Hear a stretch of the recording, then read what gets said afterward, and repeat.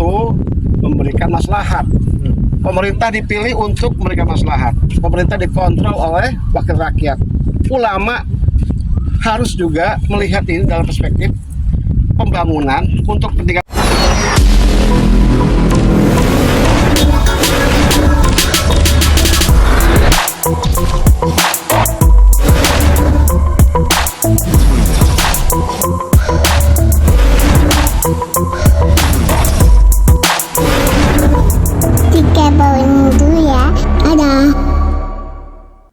Mengupayakan apa yang menjadi kesulitan masyarakat.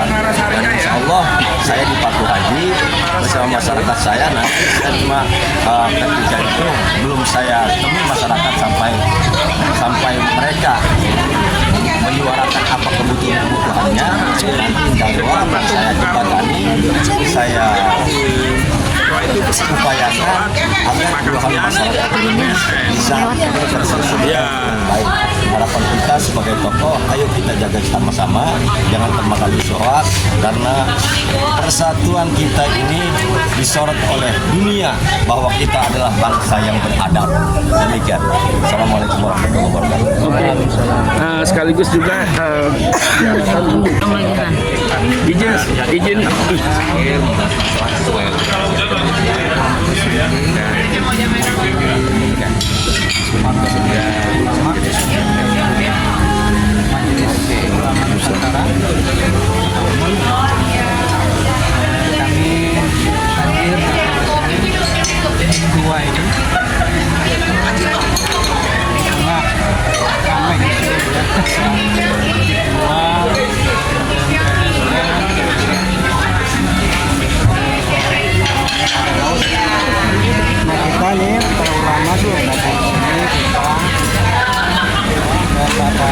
Tabayun, Project, sebenarnya apa?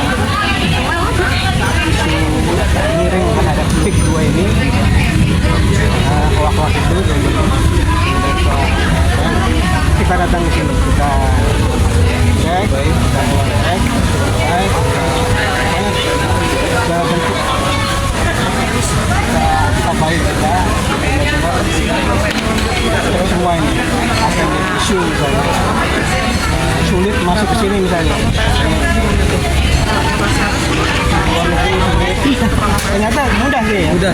Kita mudah sekali masuk, mudah dan dipermudah langsung kita cuma alhamdulillah itu pertama itu membatalkan itu kita sini datang sekali lagi ya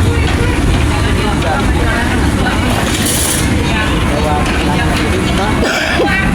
ini saja kami sendiri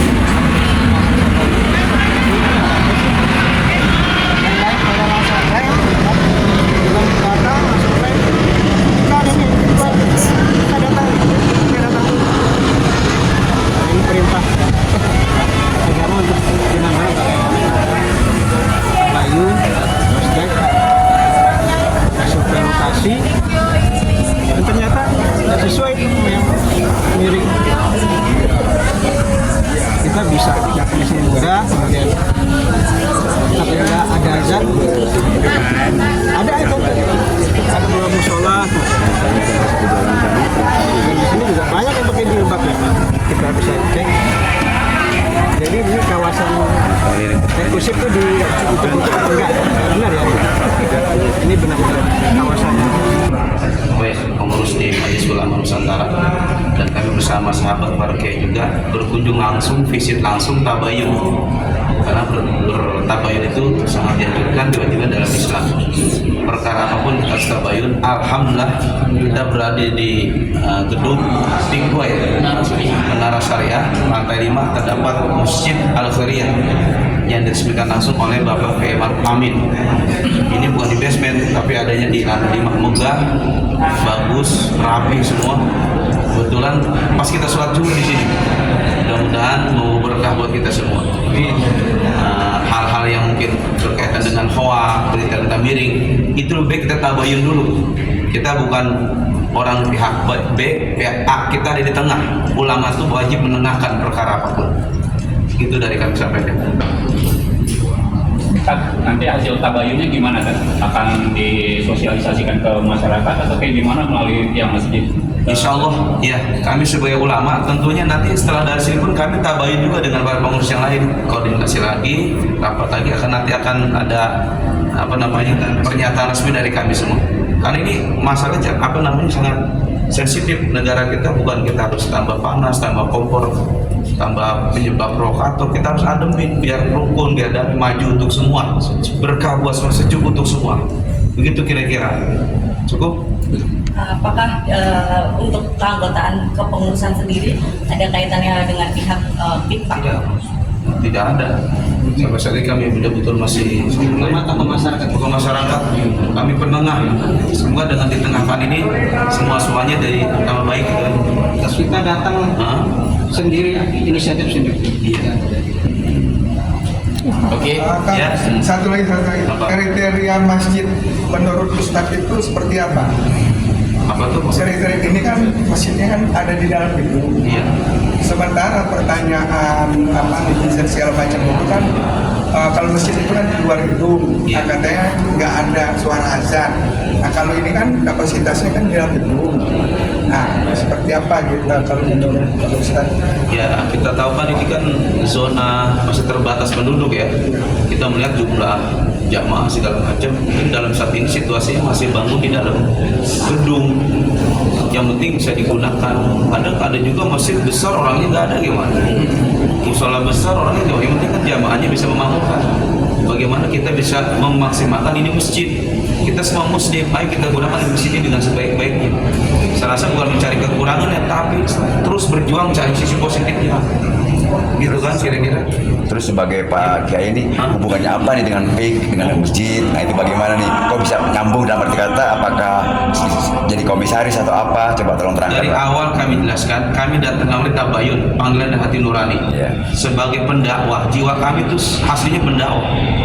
Jangan masalah yang lalu dan masalah akan datang, ulama harus tampil di situ. Kejadian kalau melibatkan negara, melibatkan umat, ulama harus tampil, bukannya terima berita sempal-sempalan yang kurang jelas. Kita datang kemari, kita diterima dengan baik, kita juga baik. Imam visi, tabayun baik, semua ruang kita lihat.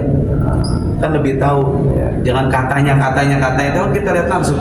Itu Karena pelajaran. banyak netizen yang mengatakan ada kerjasama, apa dapat kue atau apa, dapat jatah atau peti atau bagaimana. Nah itu kan kadang seperti itu. Ya mereka punya Ya. cara macam-macam, kita juga harus punya cara ya. Ya.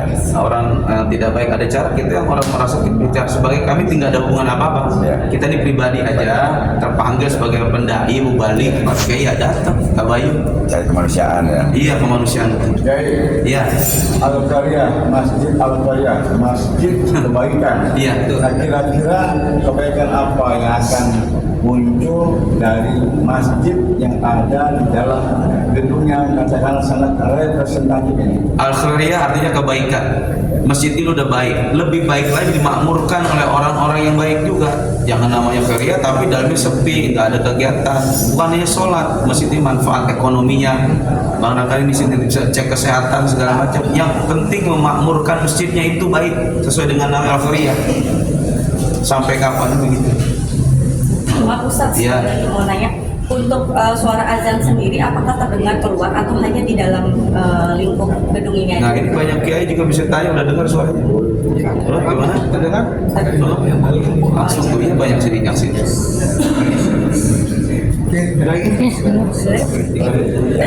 Apa namanya? Kita harus bertabayun. Dari hal kecil sampai besar kita bertabayun, dan kita sebagai pihak pengelola harus terima kritik, saran dan sebagainya demi kemajuan. Kritik harus ada solusi. Inovasi jalan terus untuk kemajuan bersama. Ya, saya rasa itu. Amin. Makasih. Izin satu lagi Pak. Ya. Berarti intinya Majelis Ulama Nusantara ini mendukung pembangunan proyek strategis nasional PIK 2 itu ya? Ya insya Allah. Kami tadi bilang kan kesadaran datang pribadi masing-masing kali datang. Nanti kita akan ini lagi pertemuan para ulama juga. Nanti kita dengar saran sebagainya, itu kan masukan penting juga. Apakah menurut Bapak sendiri PIK 2 ini banyak mudaratnya atau kebanyakan masalah? Insya Allah banyak baiknya. Banyak baiknya. Iya. Seperti halnya. Dan ini ada musim dokter. Masjid. Untuk umat.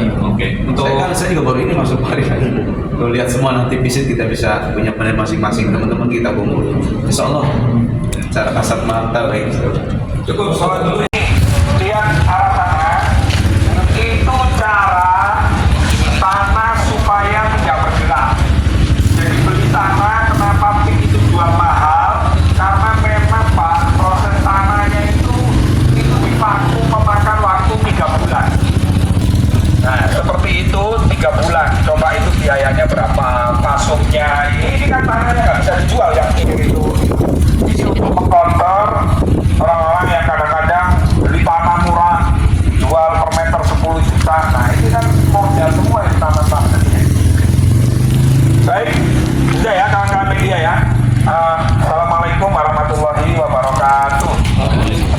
Dalam Majelis Ulama Nusantara. Jadi Masjid Agung PIK 2, teman-teman jangan nyuting ke saya. Nah ini, nyuting sini mas. Nah itu. Kapasitasnya 5.000 jamaah. 7.000 luas gedung masjid di lahan 1,5 hektar. Tapi lahan parkirnya mencapai luas total keseluruhan 4,3 hektar. Nggak terapung. Oh, Nggak terapung. Gimana lokasinya Kira-kira tanahnya? daerah sini ya? Daerah sini ya? Tadi ada tulisannya sama. Masjid Agung daerah sini sekitar 1,5 hektar. Tapi bangunannya 7.000 kan? Oh iya. Oh Kalau siap. danaunya tetap danau, kita masjidnya nggak terapung di darat. Oh siap. Lahannya 1,2. Lahan 1,5. Ya saya ulang lagi ya, Masjid Agung PIK 2 5.000 kapasitas jamaah, 7.000 luas gedung masjidnya di lahan 1,5 hektar. Mungkin inilah Taman Bineka. Jadi PIK itu hanya Cinaisasi misalnya, itu nggak benar itu ya. Jadi PIK itu betul-betul apa yang ada, apa yang diajarkan oleh Kiai Haji Abdul Rahman Wahid tentang toleransi, tentang keberagaman, tentang kemanusiaan, itu betul-betul ada di kita menuju tanah PSN ya. Kayak apa tanah PSN, bentuknya kayak apa? Yuk sudah ya, 40 triliun. Siapa yang membiayai? Diserahkan sama PIK itu loh. Jadi bukan dari pemerintah nanti membantu bikin tata ruangnya, amdalnya gitu. Nah ini nanti akan menyerap tenaga kerja hampir 7.800 tenaga kerja di PSN aja. Nah ini tanah PSN ya teman-teman media, biar tahu tanah Pak yo iki dapure iku yo iki. Bentuknya tanah PSN ya ini. Ini yang dinamakan oleh Yai Said adalah Ihyaul Mawad, tanah yang mangkrak, tanah yang terbengkalai. Monggo, Yai Kiki, silakan. Ayo, silakan. Kelas ada batas pemisah, mana batas PIK 2, mana batas PSN. Kalau di sebelah sana batasnya beda dengan sini. Ini namanya proyek strategis nasional. Proyek strategis nasional itu pemerintah pusat. Ini urusan pemerintah pusat. Sebagai ulama kita harus mendukung program pemerintah, bukan beroposisi. Oposisi tugasnya masyarakat sivil, NGO. Ulama itu tugasnya adalah mendukung kebijakan pemerintah yang tentu memberikan maslahat. Pemerintah dipilih untuk memberikan maslahat. Pemerintah dikontrol oleh wakil rakyat. Ulama harus juga melihat ini dalam perspektif pembangunan untuk kepentingan bangsa dan negara, bukan untuk kepentingan segelintir orang. Kalau sudah masuk proyek strategis nasional, tentu di situ dikedepankan kepentingan bangsa dan negara. Maka dengan ini kunjungan para alim ulama untuk meneruskan, memberikan pemahaman kepada banyak orang, mengedukasi kepada umatnya masing-masing, jamaah masing-masing, agar bisa memahami bahwa kebijakan pemerintah adalah bagian daripada ulama yang harus juga mendukungnya. Ulama dan pemerintah jangan pernah dipisahkan, jangan pernah kemudian diposisikan vis-a-vis, saling berhadap-hadapan. ulama dan pemerintah, ya, umaro dan ulama, jika ada masalah duduk bersama, bukan kemudian berhadap-hadapan untuk saling ya menang, ya, untuk saling menang-menangan. Cari cara bagaimana jika ada persoalan diselesaikan dengan cara yang baik, ya, bukan dengan cara kemudian saling ya untuk kemudian menang-menangan tadi kata Pak Kiai. Nah, ini dari saya. Mungkin saya temukan ada mau tambahan, silakan. Monggo Yai, gimana setelah melihat Ada 5 titik. Ini baru 1 titik. Terima kasih. Assalamualaikum warahmatullahi wabarakatuh. Ini salah satu yang perlu kita tabayunkan. Kita jelas ada fisiknya bahwa ulama itu menengahkan bertabayun visit langsung ke lokasi proyek strategis nasional, bahwa kita datang kemari mendapat pencerahan yang baik dari pik-pik juga ada di sini, ulama juga ada, para media juga ada. Tolong media juga dengan baik memberitakannya, bijak dengan baik untuk menenteramkan umat, juga bantu media nih ya. Masya Allah, Masya Allah. Seperti itu yang kami harapkan, karena kita ini tugas kita masih banyak ke depan, perjuangan kita. Hal-hal hoak itu bukan mainan lagi, udah recehan gitu. Kita saatnya bangun umat, bangun masyarakat, dan junjung tinggi kebenekaan yang kita cintai ini. Saya rasa cukup gitu ya. Assalamualaikum warahmatullahi wabarakatuh. Yang hadir melihat langsung, jadi tidak hanya melihat TikTok, YouTube, berita, tapi memastikan kayak apa sih tanah PSN itu.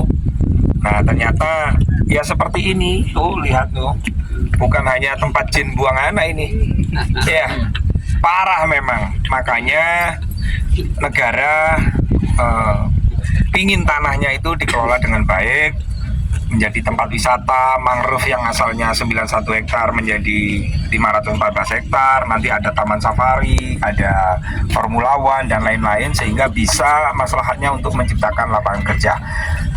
Sekali lagi dari manajemen PIK, terima kasih Yai. Semoga kami butuh nasihat, bimbingan, apapun yang ditanyakan, terutama kalau berkaitan isu perampasan, penggusuran, itu salah besar. Jadi di PSN itu tanahnya pemerintah, bukan tanahnya. Sallallahu alaihi wasallam, sallallahu ala Muhammad, sallallahu alaihi wasallam. Diakhiri dengan doa, semoga tanah PSN ini, tanahnya pemerintah yang dikelola oleh PIK, ini bisa memberi manfaat dan maslahat untuk umat, untuk bangsa dan negara. Monggo Yai menumulkan. Kepada Nabi Mustafa Muhammadin sallallahu alaihi wasallam. Al-Fatihah. A'udzubillahi minasyaitonir rajim. Bismillahirrahmanirrahim. Alhamdulillah rabbil alamin, arrahmanir maliki yaumiddin. Iyyaka na'budu wa iyyaka nasta'in, ihdinas siratal mustaqim. Alladzina an'amta 'alaihim ghairil maghdubi 'alaihim. Bismillahirrahmanirrahim. Hamdan syakirin hamdan yu'afi ni'amahu mazidah. Allahumma shalli ala sayyidina Muhammad wa ala ali sayyidina Muhammad. Hajatuna ya Allah kal katsir. Hajatuna ya kal katsir. Hajatuna ya Allah kal katsir. Hasbunallahu wa ni'mal wakil. Ni'mal maula wa ni'mal syir, la haula wa la quwwata illa billahil azim. Allahumma fir li ummati sayyidina Muhammad. Allahumma arham li ummati sayyidina Muhammad. Allahumma sur ummati sayyidina Muhammad ya arhamar rahimin. Ya arhamar rahimin. Ya arhamar rahimin. Allahumma bishir al-Fatihah wa bi karamatil Fatihah wa bi syafaatil Fatihah wa bi nuril Fatihah wa bi wizatil Fatihah. Iyyaka na'budu wa iyyaka nasta'in. Iyyaka na'budu wa iyyaka nasta'in. Iyyaka na'budu wa iyyaka nasta'in. Ihdinas siratal mustaqim. Subhana rabbikal izzati amma yasifun wa salamun alal mursalin rabbil alamin. Kabul. Foto dari ini di depan patung naga. Cuman sebelum ke sana, Ivan masih pengen mengasih prolog dulu bahwa naga ini tidak hanya dari budaya Tiongkok. Di Jawa itu ada